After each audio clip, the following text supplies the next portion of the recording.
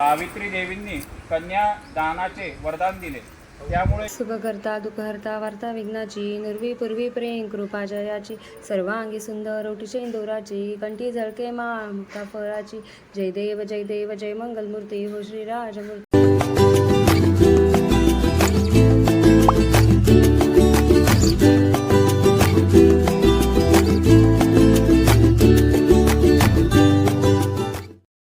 नमस्कार, मी विद्या आपल्या सर्वांचे स्वागत करते माझ्या यूट्यूब चॅनलवर. तर आज ज्येष्ठ महिन्यातील पौर्णिमा आहे आणि आजचा आपण हा दिवस वटपौर्णिमा म्हणून साजरा करतो.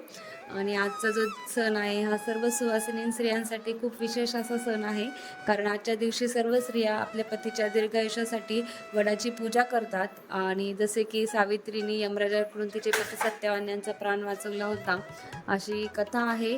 आणि ह्या कथेनुसारच आजचा दिवस हा सर्व स्त्रिया पूजा करतात आणि उपवास करतात. तर अशी ही वटपौर्णिमेचा जो सण आहे तर ती मी आज कशी साजरी करणार आहे ते आजच्या व्हिडिओमध्ये आहे, त्यामुळे व्हिडिओ नक्कीच शेवटपर्यंत बघा. तर आजच्या या दिवसाची सुरुवात झालेली आहे देवपूजेपासून. तर मी आता देवपूजा केलेली आहे आणि तसेच आज पौर्णिमा असल्यामुळे आम्ही आम्ही कळस ठेवतो. तर आज पौर्णिमा असल्यामुळे मी आज नारळ वगैरे बदललेला आहे पौर्णिमेचा आणि कळस पण मांडलेला आहे. आणि अशा प्रकारे माझी आजची पूजा झालेली आहे.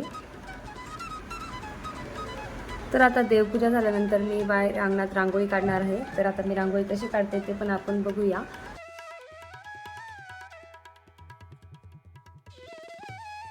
तर आता देवपूजा व आरती झाल्यानंतर मी अंगणामध्ये झाडझूड वगैरे करून आता रांगोळी काढत आहे. तसंच यानंतर मला आता वटपूजेची जी पूजा करायला जायचं आहे त्याचे सर्व ताट वगैरे तयार करून ठेवायचं आहे. आणि ही अशी झाली माझी आजची रांगोळी. खूप सिंपल आणि छोटी अशी रांगोळी काढलेली आहे मी, कारण की खूप घाई आहे, लवकर लवकर आवरायचं आहे. सो ही रांगोळी कशी वाटली नक्कीच कमेंट करून सांगा. आता रांगोळी वगैरे झाल्यावर मी पूजेची तयारी करत आहे. तर आता पूजेचं जे काही सामान आणलेलं आहे कालचं बाजारातून ते सर्व मी काढून घेत आहे, ज्यामध्ये वटपौर्णिमेच्या पूजेचं ही पूजा, सूत, धागा आपल्याला जो लागतो गुंडाळायला तो, आणि आंबे, हे आता सर्व मी एका ठिकाणी काढून घेत आहे, जेणेकरून मला पूजेचं ताट पहिलेच रेडी असेल तर लगेच जाता येईल. तर आता वडाची पूजा करण्यासाठी जी पूजा आणलेली होती त्या पूजेमध्ये सर्व असं बांधून ठेवलेलं होतं. तर ते पुड्या ज्या बांधलेल्या होत्या त्या सर्व मी आता खोलून त्याच्यामधलं जे काही सामान आहे ते ताटामध्ये काढून घेत आहे, जेणेकरून पूजा करताना ते सोपं होईल. आणि तसेच घरातलेच पण जे काही सामान होतं पूजेचं, म्हणजे आंबे, गहू, तांब्याचा कलश, हे सर्व मी आता ताटामध्ये ठेवून दिलेलं आहे.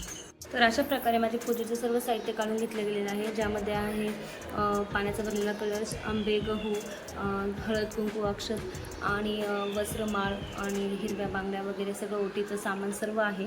आणि ही पूजा रेडीमेड आणलेली होती आणि तसंच मी त्याच्यामध्ये काही घरचे सामान ॲड करून पूजेचं ताट तयार करून ठेवलेलं आहे. आणि आता माझी पूजेची तयारी झालेली आहे आणि मी आता ही अशी नेव्ही ब्ल्यू कलरची साडी घातलेली आहे. काही आज माझं वटपौर्णिमेचं सिंपल आणि सोबर असं लूक. सो पुढचा पूजेचा व्हिडिओ बघण्यासाठी व्हिडिओ नक्की बघत राहा. तर आता इथे पूजेच्या ठिकाणी मी आलेली आहे आणि ह्याच वडाची आम्ही आता आज पूजा करणार आहे. आणि तसंच मी ते माझं आसन वगैरे टाकलेलं आहे आणि आता आम्ही ब्राह्मणाचे सर्वजणे मिळून वाट बघतो. तस्मै श्री गणाधिपतये नमः. सर्वमंगलमांगल्ये शिवे सर्वार्थसाधिके शरण्ये त्र्यंबके गौरी नारायणी नमोस्तुते. सावित्री देवींनी कन्यादानाचे वरदान दिले. त्यामुळे जन्म घेतल्यानंतर मुलीचे नाव सावित्री ठेवण्यात आले. मुलगी मोठी झाली. ती खूप रूपवान होती. योग्य वर न मिळाल्याने राजा दुःखी असायचा. राजाने स्वतः मुलीला वर शोधायला पाठविले. जंगलात तिला सत्यवान भेटला. युम्न सेनाचा मुलगा सत्यवान हा तिचा पती म्हणून स्वीकारला गेला.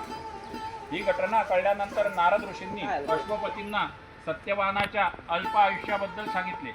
आई वडिलांनी खूप समजविले, पण सावित्री तिच्या धर्मापासून हटली नाही.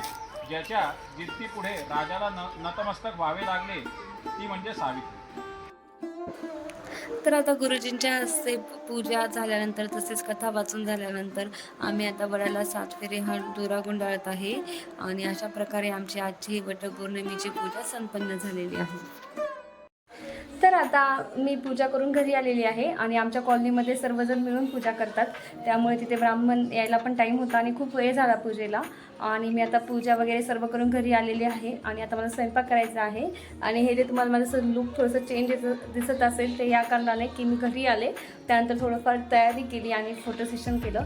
म्हणजे आशिष घरी होते त्यामुळे त्यांच्यासोबत पण फोटो काढले. आणि तसेच मी आता स्वयंपाक करत आहे. तर सगळ्यात पहिले गरम खूप होत आहे, म्हणजे खूपच गरमी आहे. आता हा जो सीझन आहे हा जूनचा आहे, पण आता गरमी होत आहे. आणि मागचा जो मेचा होता तेव्हा आपल्याला पाऊस होता, तर आता हा पावसाचा जो सीझन आहे त्यामुळे आता ते मेची जी कसर आहे ते आता जून काढतोय. म्हणजे आता खूप गरम वातावरण आहे, त्यामुळे हे सर्व जे साडी आणि हे सर्व जे घालून आता स्वयंपाक करणं शक्य नाही आहे. त्यामुळे मी आता पहिले ड्रेस चेंज करणार आहे, म्हणजे माझे आता मी नॉर्मल ड्रेस घालणार आहे, त्यानंतर स्वयंपाक करणार आहे. चला बघूया पुढचा व्हिडिओ. तर आता मी ड्रेस वगैरे चेंज करून आलेले आहे आणि मी आता जसं की सांगितलं तर आज आमरस पुरीचा मेनू आहे. तर मी हा रस बनवलेला आहे आता आंब्याचा. आणि आता यानंतर मी आता पुरी करत आहे आणि भजे करत आहे. आश्वी तुला काय खायचं आहे आज? पुरी, आंब्याचा रस आणि वरण मम्मी पुरी बनवणार. पापू म्हणजे पापड. असं तर आता मी पापड आणि पटपट आता मी पुरी. एकदम फास्ट स्वयंपाक बनवते, मग लगेच आता राष्ट्रविधीत जेवण करणार आहे, हो ना? तर माझा स्वयंपाक झालेला आहे आणि मी आता देवाला नैवेद्य दाखवलेला आहे. तर आमरसपुरीचा हा आता आज देवाला नैवेद्य आहे वटपौर्णिमेचा. आणि आता आम्ही पण सर्वजण जेवण करतो. सो व्हिडिओ आवडला असेल तर व्हिडिओ लाईक आणि चॅनल सबस्क्राईब करा. Thank you, bye.